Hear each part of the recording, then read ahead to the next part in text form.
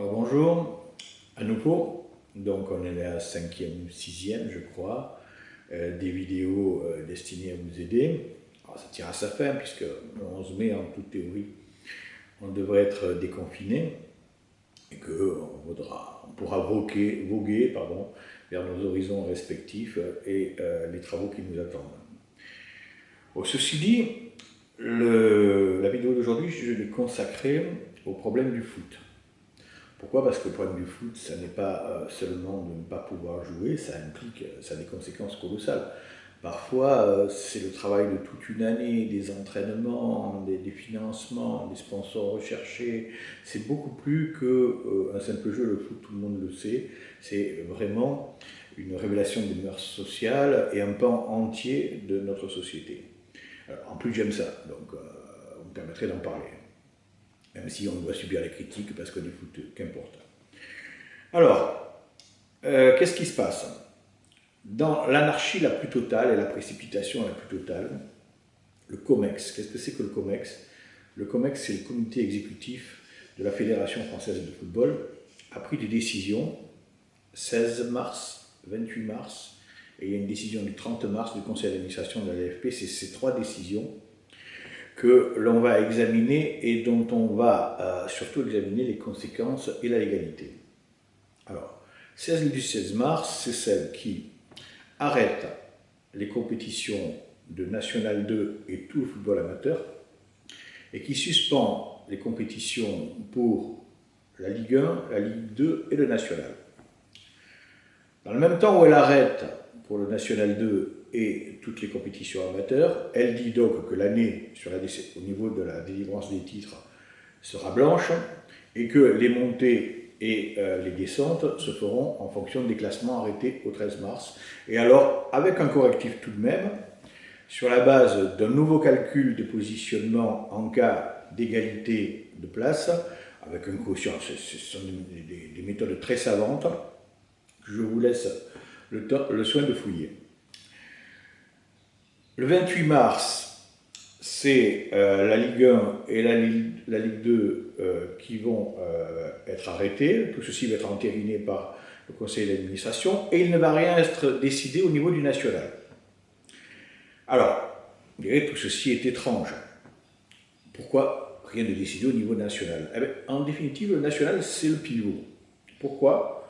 Parce que le national, il dépend à la fois, on sait que 3 clubs professionnels y participent, et qu'il dépend à la fois du monde amateur et du monde professionnel. Et donc, le national à lui seul pose toutes les questions. Quelle était la compétence du COMEX, du comité exécutif de la Fédération française de football, pour statuer dans les domaines dans lesquels avait-il le droit, en définitive, de tout arrêter? Alors, évidemment, avant, si vous voulez, de voir fondre sur moi tous les reproches du monde, ceux de l'égoïsme, ceux de ne traiter que de problèmes ponctuels quand il en va de la santé des gens, si vous voulez, j'ouvre la parapluie et je vous dis qu'on pouvait très bien décider de l'arrêt, prendre des décisions tout à fait conformes à l'état d'urgence sanitaire et à la maladie, la pandémie qui frappait notre pays, tout en respectant les règles. Or, elles n'ont pas été respectées. Et pourquoi? Parce que le comité exécutif de la Fédération française de football n'avait aucune compétence pour statuer dans les domaines dans lesquels il a statué. Alors on me dirait, mais pourquoi ça s'est passé? Ben, ça s'est passé pour une raison simple, on l'a très bien senti. C'est que la présidence de la République ou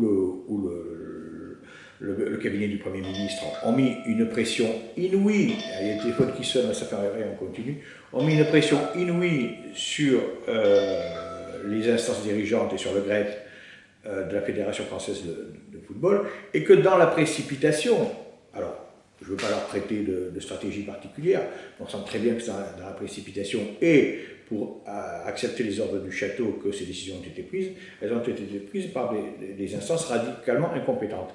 Et d'ailleurs, Aulas, évidemment, a immédiatement rebondi, et le ministre des Sports qui a été questionné est venu dire, écoutez, on sait très bien qu'il va y avoir des recours, je ne peux rien faire, je traduis, pour légaliser les décisions qui ont été prises, même si elles sont illégales. Nous verrons plus tard pour légaliser de nouvelles options de gouvernance, c'est-à-dire on modifiera dans l'avenir les règles de gouvernance de la Fédération française de football. Bon, ceci n'est pas satisfaisant. Un ministre qui vous dit implicitement tout ceci est illégal, mais je l'ai fait. Alors, je vais essayer de me résumer pour être le plus clair possible. Après, je vous renverrai à la note que j'ai faite, que vous trouverez sur mon site.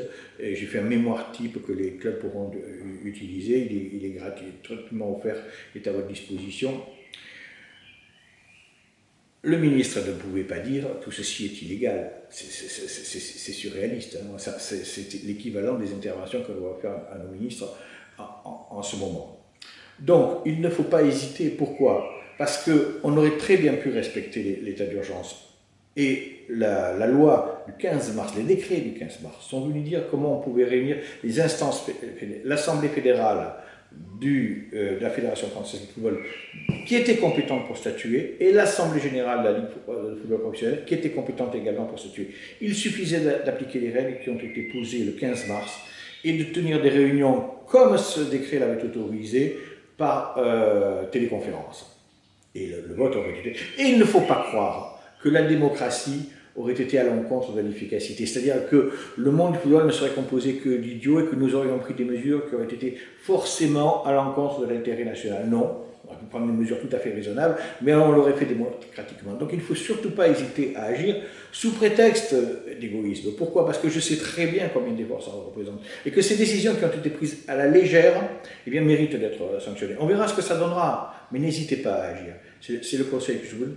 Réclamez vos droits, et puis on se battra. Il en sortira toujours quelque chose. Je pense que l'inertie est la pire des choses. Allez, à bientôt les amis.